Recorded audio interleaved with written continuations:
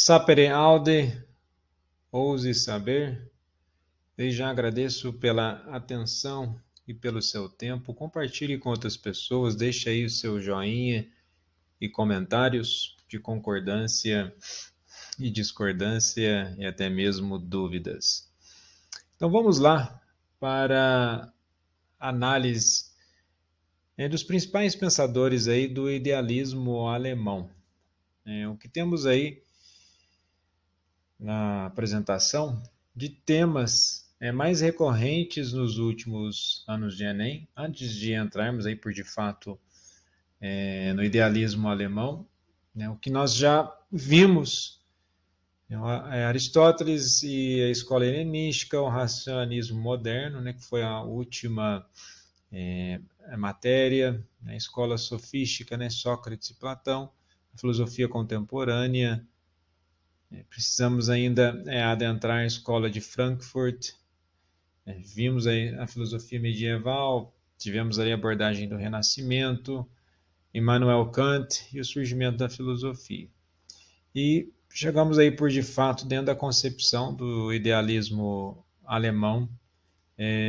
Podemos elencar dentro do próprio conceito do idealismo alemão a questão da dialética retomada no princípio até mesmo linguístico, e a dialética no aspecto da análise da realidade, pensando nas instâncias da consciência. O que é dialética? É a relação dos opostos. Há uma diferença entre realidades antagônicas e realidades opostas. O antagonismo é uma realidade negando a outra. E as oposições é uma realidade se antepondo à outra, mas para uma existir há uma dependência da outra. Mas vamos lá.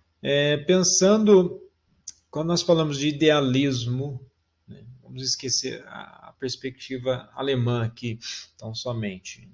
Mas o idealismo em si, ele tem uma correlação direta com o próprio racionalismo, e o racionalismo é desenvolvido por Descartes, porque a base do idealismo é a consciência.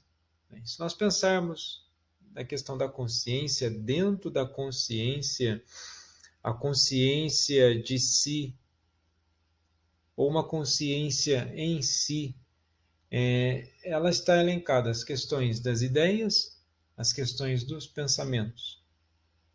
Se nós pararmos para pensar, se conseguíssemos colocar dentro de uma esfera, nós temos dentro da consciência o pensamento e as ideias. O que constitui um pensamento? O pensamento é constituído de ideias. A correlação entre o imaginético, ou seja, a imagem do pensamento, são ideias formuladas. E dentro de cada ideia há uma consistência de sentido, naquilo que de fato é um valor. Então, quando pensamos a consciência de si, é em si, para si, quando e porque é em si uma para outra. Quer dizer, só é algo como algo reconhecido. Então vamos lá, consciência de si é o que de fato a coisa é, ou o pensamento é. O pensamento em si é o desenvolvimento do pensamento, é o conjunto de ideias, e nesse conjunto de ideias surge o pensamento para si. Em outros termos, nós vamos ver isso dentro da dinâmica de Hegel, onde ele coloca a consciência de si é em si, uma é senhor e a outra é escravo. Então podemos dizer que a consciência é um fenômeno isolado da realidade em si, ou é determinada pela própria realidade? A consciência nunca é isolada da realidade. Só há aspectos de realidade porque há aspectos de consciência. Se não há consciência, não há como ter uma instância da realidade, não há como ter uma instância real. Então, assim por de fato Logo nós vamos entrar no pensamento de Hegel. Eu não vou seguir a ordem necessariamente aqui. Então temos esses três pensadores aí da filosofia alemã, o Kant, o Fichte, o Schelling e o Hegel. Iniciando aqui quando nós dizemos filosofia, o idealismo alemão tem a ver com a filosofia do conhecimento, a epistemologia. Então, para Hegel, como eu estava dizendo, que a realidade ela é isolada, a consciência é isolada da realidade? Não. Dizer que a consciência é realidade, ou a realidade é uma instância de consciência? Sim. Só há dimensão de significado daquilo que estamos vivendo na história que estamos vivendo, pois existe consciência. Se não há consciência, como então entendemos a dinâmica dos valores e daquilo que existe no mundo? Então, quando o Hegel ele propõe que a realidade é um processo histórico, ele está exatamente a história não apenas como uma matéria, uma ocorrência de cronologias, de acontecimentos do passado, mas a história naquilo que se desenvolve enquanto manifestação da atividade do ser humano no mundo, do ser humano em relação ao ambiente que ele vive. Então, o Hegel considera esse desenvolvimento da consciência como algo coletivo.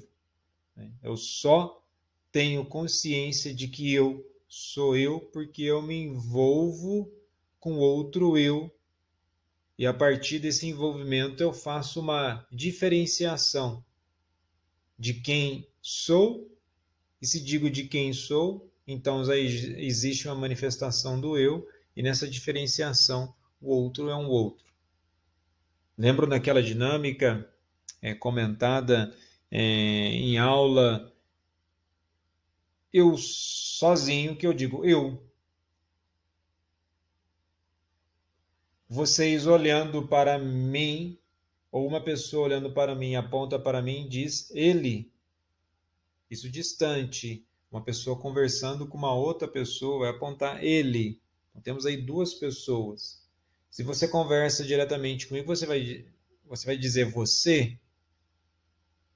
Se eu me coloco junto a um grupo de pessoas, as quais anteriormente me chamaram de ele, de você, e colocando junto com as pessoas, existe o nós. Ou seja, é uma relação de linguagem, e a relação de linguagem é uma relação de consciência, pois a relação de linguagem ela busca o significado de interpretação de como existimos no mundo. Então Hegel ele vai elencar a questão do espírito absoluto. Então ele entendia a realidade fundamentalmente como algo não material. Aí é uma diferenciação, o real e a realidade. Só existe real porque existe a realidade, ou seja, existe uma interpretação de consciência na busca daquele objeto. Essa caneta ela só é real, ela só foi desenvolvida porque existiu uma instância de realidade consciente para o desenvolvimento da mesma. Isso não quer dizer que se eu não conheço a caneta, ela não vai existir. Está querendo existir que as coisas elas começam a surgir na nossa mente, nas nossas ideias, se surgem nas nossas ideias, na formulação de pensamento, e a partir da formulação de pensamento começa uma construção de consciência sobre a existência daquilo. Agora, evidentemente, se eu não conheço que tal coisa ela existe, para mim, ela não vai ter consciência de si. Ela não vai ter consciência para si em si. Então, para mim, ela não existe, mas não quer dizer que anula o aspecto de existência dela. Acredita que a realidade é produto da evolução do Geist, que é o espírito universal e irracional. Nós temos o Zeitgeist, que é o espírito do tempo que ele vai se desenvolvendo. Agora, esse vai se desenvolvendo não de forma autônoma, né? A partir do momento que o ser humano vive, tem vida, está inserido na história do mundo, E esse estar inserido na história do mundo, ele se insere na própria história do seu existir, da sua existência, e surgem as decorrências e as circunstâncias históricas e as produções sociais. O que é ideologia? Ideologia, pelo termo clássico, não levando em consideração outras interpretações, ideologia é a interação do ser humano enquanto organismo vivo com o meio onde ele vive. A partir dessa relação, ele então traz um desenvolvimento de uma ideologia. Ideos, que quer dizer ideos? Forma. Ideia, então ideia, pensamento, a partir disso surge uma lógica de relação do indivíduo com a realidade. Então ele vai elencar tudo isso na sua obra, A Fenomenologia do Espírito, o espírito nacional, a consciência coletiva, não é uma entidade, sim uma manifestação da razão coletiva do povo.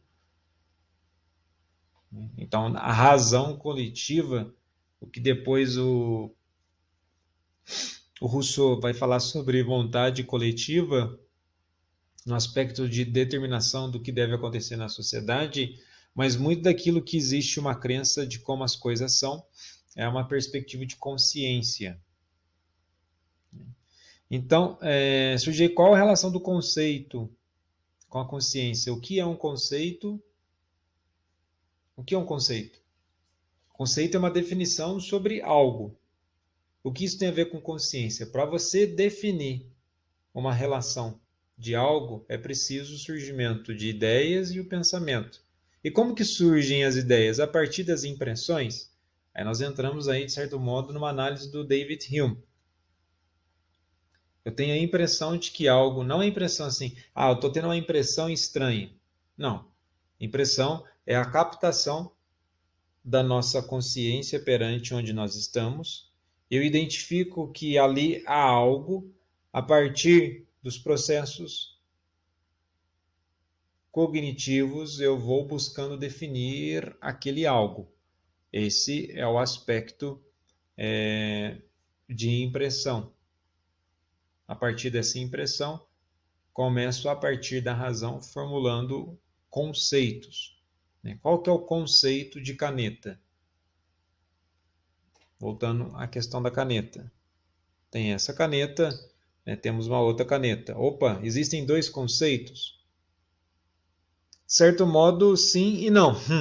Existem dois conceitos, pois eu tenho duas canetas, então são dois conceitos, duas canetas, é uma conceituação daquilo que está ocorrendo agora, duas canetas, mas ao mesmo tempo, por serem participantes do mesmo conjunto de ideias, do objeto definido, a nomenclatura desse objeto, temos a caneta, o conceito de ideia. Então, conceito é a base. Caneta, quando pensamos em caneta, de certo modo, pela própria elaboração linguística, nós já sabemos que a caneta é caneta, pois ela desenvolve uma consciência em si, não que ela tenha consciência, mas o ser humano desenvolve uma relação com esse objeto, tendo a finalidade que escreve. E sabendo que escreve, então, determinamos que é uma caneta. Mas não somente canetas escrevem, ou tem a finalidade para escrever. Essa é a relação da consciência. E as próprias estruturas do pensamento são consideradas como não históricas. Na verdade, são as estruturas do pensamento que formulam a história. Agora, posteriormente, essas estruturas do pensamento formulam a história e, posteriormente, certas estruturas de consciência permanentes em instituições, em ações sociais, elas vão determinando os pensamentos futuros. Essa parte aí do Hegel. Então, conforme exige cada época, alguns espíritos são usados como avatares da razão universal, que pretende direcionar a existência de um determinado sentido. O que é um avatar? Dentro de uma concepção até mesmo, sofrendo um pouco aí da concepção budista, oriental, esse avatar é um indivíduo dotado um pouco de uma razão mais elevada e ele tem ideias mais elevadas para buscar conduzir o coletivo, buscar conduzir as pessoas, levarem as pessoas a um estado de vida diferenciado. né? Um líder aí. Então isso foi do Hegel. Indo para o Fichte, né? Olha lá, existência do eu como princípio da consciência, criador de toda a realidade. Volta à lógica que eu disse no início. Então, quando Fichte é considerado o fundador do idealismo moderno, ele fundamenta a ciência pela regência de qual princípio? Qual é o princípio aqui? O princípio da consciência. Então, a partir da consciência, cria-se uma realidade. Mas um ser inconsciente, ele vai ter uma realidade interna de pensamento. Mas é exatamente essa consciência, né, por assim dizer, a autoconsciência, a consciência em si, relacionando com aspectos de manifestações dos objetos ao seu redor, ele desenvolve a consciência de si, a consciência em si e a consciência para si. A consciência em si, quando ele fala do eu, o eu como princípio. Eu sou Renan. Eu, consciência de si. Em si, eu sou Renan.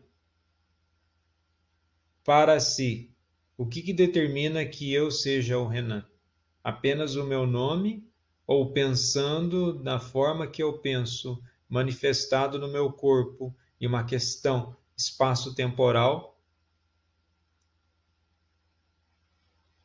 Eu existo enquanto Renan. É uma questão psíquica, né? Tanto que nos cursos de psicologia, né, os bons cursos de psicologia deveria analisar um Fichte aí. A realidade objetiva é produto do espírito humano. Quando nós estamos falando aqui de espírito, não é na questão religiosa tão somente. O espírito, voltando à questão do Geist, é uma manifestação da consciência do ser humano.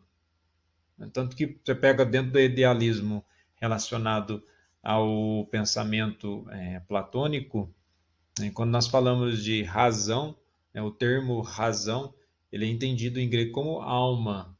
O que é a alma? A alma é a essência do ser humano, é uma manifestação interna, de manifestações cognitivas, de correlações de ideias. Então, se pensarmos uma imagem, se nessa imagem tiver vários stickers, sabe aqueles os post-its, que vocês vão colocando, às vezes no fichário, no caderno, na apostila, vocês vão fazendo pequenas anotações, né? Então, a nossa mente é repleta disso.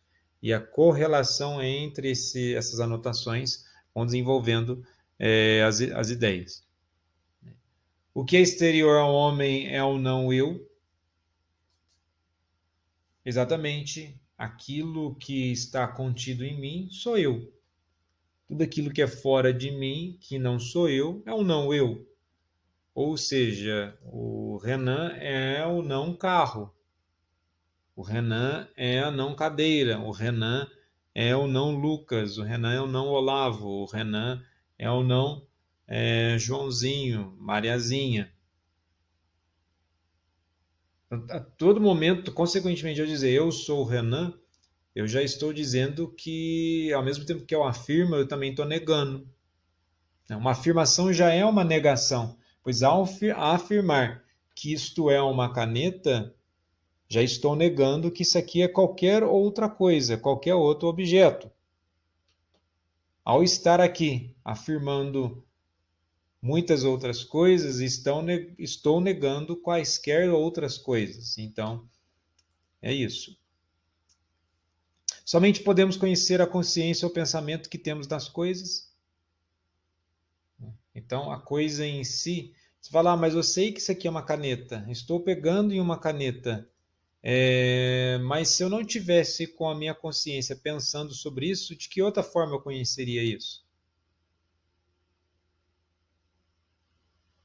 Certo? Uma pessoa que é cega, ela vai pegar, falar, isso aqui, se ninguém falar para ele, ele vai tentar. Se ele não souber o que é caneta, ele vai tentando definir. Suponhamos que ele chega à definição da palavra. Ele chega à definição da palavra. Pelo tato, ele vai conseguindo formular, né, a ideia do objeto. Formular a ideia do objeto é na ideia, na consciência. Isso é o idealismo, né? A fundamentação do ser humano está na ideia e no pensamento. Aí, na sequência, o Schelling. Então, quando nós falamos o que é o conceito de individuação proposto por Schelling, o que seria individuação? Quando nós pensamos em individuação, se eu estou falando do eu, o eu quanto manifestação da minha própria consciência. Individuação passa exatamente para isso. Eu vou formulando aspectos da minha própria consciência. Esse desenvolvimento da consciência, o desenvolvimento de quem eu sou, da própria manifestação, né, do eu. E aí, individuação, simplificando, né, podemos dizer que é a nossa autopercepção de identidade com o si mesmo, né? Uma percepção de um eu atemporal, que seria a síntese de nossa totalidade, de tudo aquilo que vivemos, ou que iremos viver, quem somos, o que já fomos, o que iremos nos tornar. Então, quando fala esse eu atemporal, né, é a dimensão do que eu tenho no passado, que me garante que eu estive no passado, que me garante no presente, e eu me projeto para o futuro. Então, essa relação, né? Essa síntese, nós vamos falar da síntese já. Né? Então, a questão da individuação é persona, né? A questão da pessoa, o desenvolvimento da pessoa. Então, existe um único princípio, uma inteligência exterior ao próprio eu, que rege todas as coisas, essa síntese da relação do passado, do presente e do futuro. Na sequência, lá, o homem, ou mais geralmente o que nós chamamos razão. O homem, quando nós falamos o homem e a mulher, a razão. Né? O que rege, determina a manifestação, né, de um ser é essa razão no seu único princípio de individuação. Você se garantir enquanto pessoa. A partir do momento que você pensa, se garante como pessoa, você manifesta o seu eu. E manifestando o seu eu, você está garantindo, né, a sua existência no plano, né, temporal, né, no plano espaço-temporal. Então, a ciência se aprofunda especialmente no conhecimento da realidade através da observação que mostra uma relação de causa e efeito. Então, para Fichte, a realidade é produto do quê? Como que Fichte? A realidade, vamos voltar em Fichte. A realidade objetiva é o produto do espírito humano, ok? Depois, para Schelling, a inteligência e espírito se manifestam e concretizam em qual mundo? Então, vamos aqui. Existe um princípio, uma inteligência exterior ao próprio eu, que rege todas as coisas. Como eu já disse, é uma síntese daquilo que já fomos, daquilo que estamos manifestando agora e daquilo que nos projeta para sermos no futuro.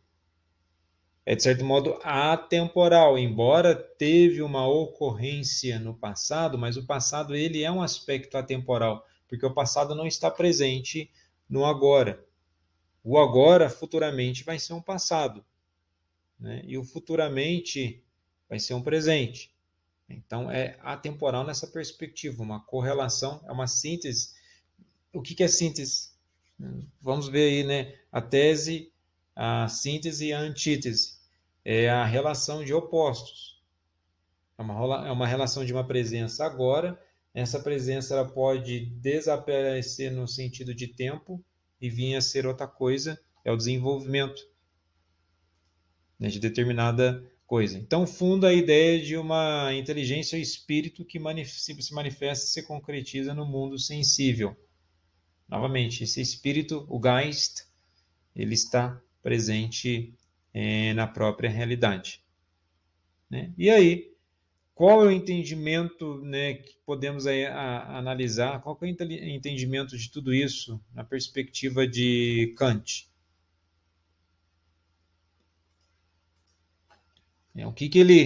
Qual é o entendimento de realidade de Kant e quais princípios ele utiliza para elencar tal entendimento? Na realidade, é aquilo que o sujeito constrói a partir de si, ou seja, a partir de sua consciência. Ele elenca aí as categorias do entendimento. Se existe entendimento sobre o quê? A unidade. Nós temos a unidade de um ser, ou a unidade da consciência. É preciso ter o quê? Uma unidade, voltando lá ao princípio da consciência. É preciso ter uma unidade, ou seja, uma relação de ideias para que surja um pensamento. Não tem como você ter um pensamento advindo de apenas uma ideia. São várias ideias. São várias ideias, a pluralidade. É a partir do momento que você tem uma pluralidade, você tem uma quantidade. Então, o próprio sujeito ele é quantitativo, pois ele tem uma quantidade de ideias que sustentam o seu pensamento, e tanto a ideia quanto o pensamento surge a partir da consciência e a dimensão da realidade. E a partir disso, a experiência é possível.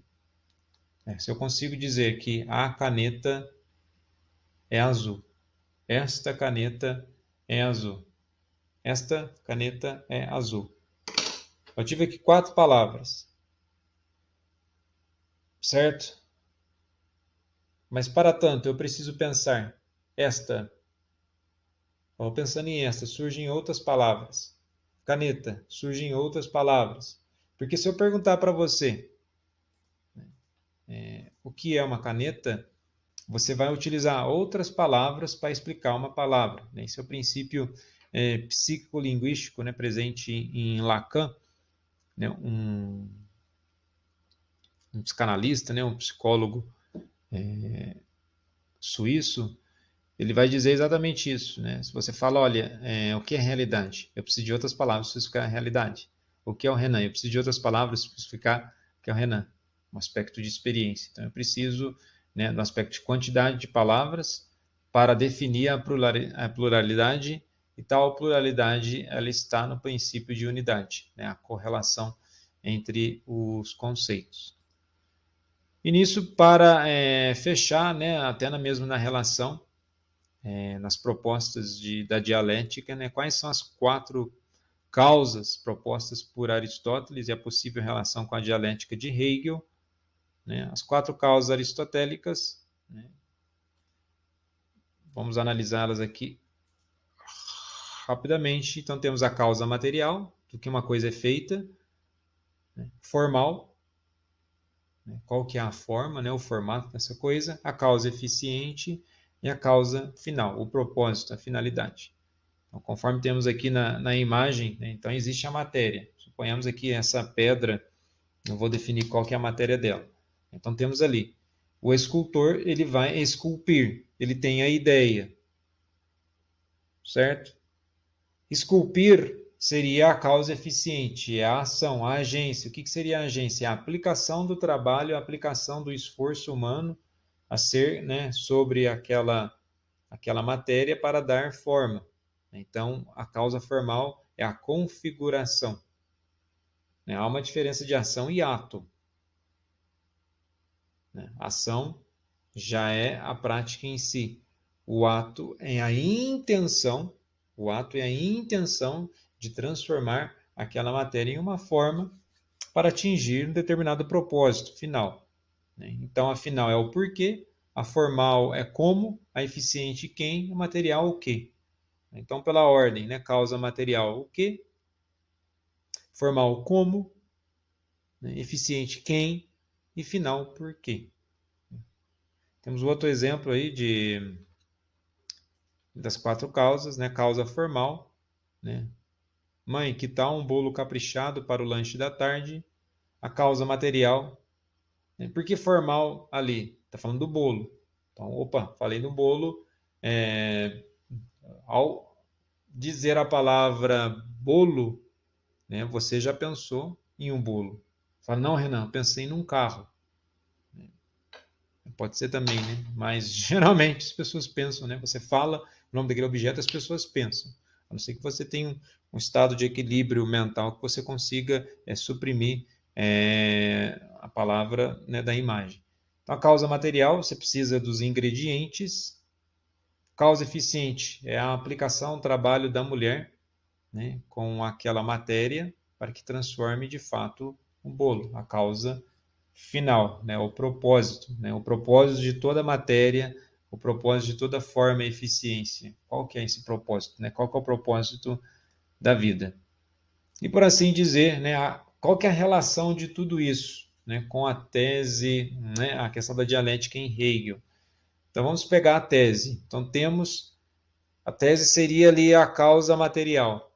Nós temos a matéria, uma ideia inicial, né, uma pergunta: o que eu vou fazer com essa matéria? E a partir desse questionamento, o que eu vou fazer dessa matéria, eu já estou buscando uma causa, uma forma, né? A antítese. É uma nova ideia. Olha, aquela farinha mais o ovo juntos, estou tendo uma ideia. Acoplado nessas ideias, vai surgindo nessa nova ideia que vai ter uma resposta para eu conseguir dar forma àquela matéria. Eu juntei outras matérias, vem a antítese, que é a junção das ideias, e surge a síntese, que seria a causa final, que é o bolo. Por isso que o próprio conceito daquilo que é vida, né, qual que é a finalidade? O exemplo dado também, né, a questão de ordem biológica, né? Quando tem algumas discussões em temas polêmicos, né, mesmo da questão do aborto, qual que é uma lógica na discussão? É uma discussão metafísica. Por mais que, né, no início, né, da concepção de vida, né, de gestação, por mais que ainda não seja um ser humano desenvolvido, né, um ser ali plenamente desenvolvido, mas ali já existe o ato, né, a potência, ele tem possibilidade de desenvolver um ser humano. Por mais que esteja na fase inicial de célula, ali já existe uma possibilidade de ser humano. Quando um ser humano, né, ele engravida, não existe a possibilidade de ali se transformar num carro. Olha, eu vou, daqui 9 meses, fiz o ultrassom, né, achei que ali de inicial ia ser uma criança, mas agora é um carro, é uma moto, vai nascer um micro-ondas, né, vai nascer um novo iPhone, né, nasce uma pessoa. Você fala, Renan, mas isso se for isolado? Não. É exatamente com as somatórias das diversidades dos componentes dentro do campo reprodutório, né, de toda a estrutura humana, que juntando a ideia inicial, célula, óvulo, junto, antítese, surge uma nova ideia, a possibilidade de um ser humano, a síntese seria o nascimento. Mas na questão da consciência, no aspecto de aprendizado, seria isso, certo? Então, em tese, antítese e síntese. E aí, nesse ciclo, é o que nós vamos entendendo. Entendendo a tese, caneta, tirei a tampa da caneta, vou escrever uma nova ideia, antítese. A caneta é um não lápis. A caneta é uma não pessoa. Junção de ideias. Surge uma síntese para procurar justificar por que uma caneta é uma caneta. Mas seria isso. Sapere aude. Agradeço pela atenção. Deixe aí seu comentário e dúvidas. Até mais.